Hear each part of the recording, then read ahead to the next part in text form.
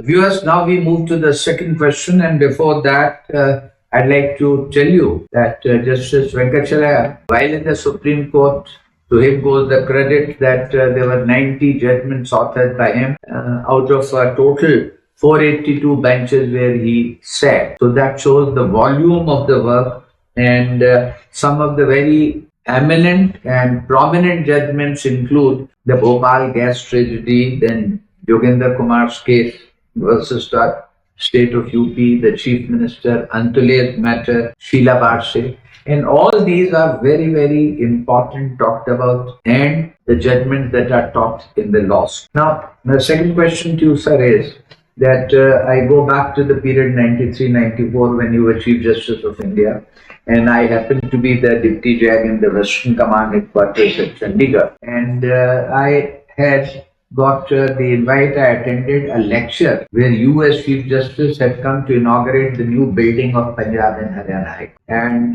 it had attracted a big crowd. People even from Delhi, the distances close by, they had gone. And in your very illuminating address, while stressing the point relating to ethics, morality, and sense of values, you had mentioned that an incident of one of the judges who was Qazi perhaps in a southern state who dispensed justice according to the Muslim law. And one day when he returned from court, some conversation took place between him and his wife. And then you went on, expanded this relating to his son.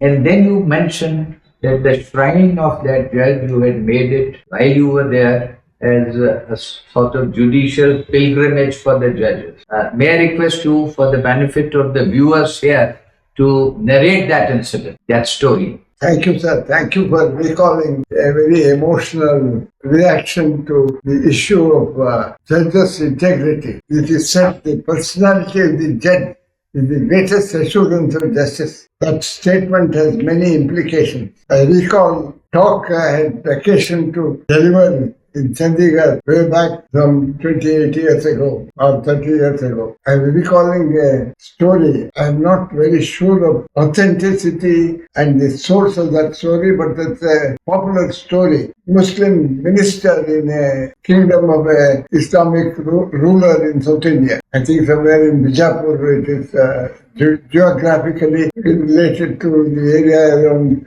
Bijapur. Was arraigned for misbehavior, and he was brought before him. As a minister, he was also the judge, as it happened in many systems. The law minister is also the judge. At the end of the trial, the minister judge sentenced his own son and ordered 99 lashes to be administered to him. The story goes on to say that at the 98th lash, the boy died. As a dutiful father, the minister took him and put him interred him in the earth in the traditional way and put a mound on his grave. Administered the last lash on the grave himself. And it is also said of him, when he was eating food, he told his wife who had prepared the food and served him, "This food smells corruption to me." She told her husband, "I myself went to the shop and bought the vegetables. I cooked the food myself. And why do you suspect?" He said, "You tell me what happened since morning." "Oh, of course, when I was peeling the vegetables in the courtyard, an old woman came and sat next to me and was trying to plead with me for some judicial favors for his son who was arraigned before you." The husband asked her, "What did she do during the course of the conversation?" "She also helped me peel the vegetables." Hyperbolic situations, mostly unrelated to actual practical life, day-to-day life. They set up an ideal and a vision and an inspiration. And that is the strength of the judiciary.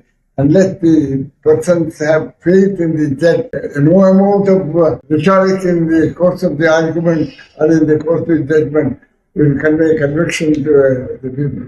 The faith of the people is the most important thing in the judge. The judge loses faith, however brilliant he may be, however just his order may be, lacks that fundamental appeal, promoting sense of justice, overall sense of justice. That's the faith that sustains the system. Quite right. This is a very fine, befitting example and I hope that surely this would be carried across.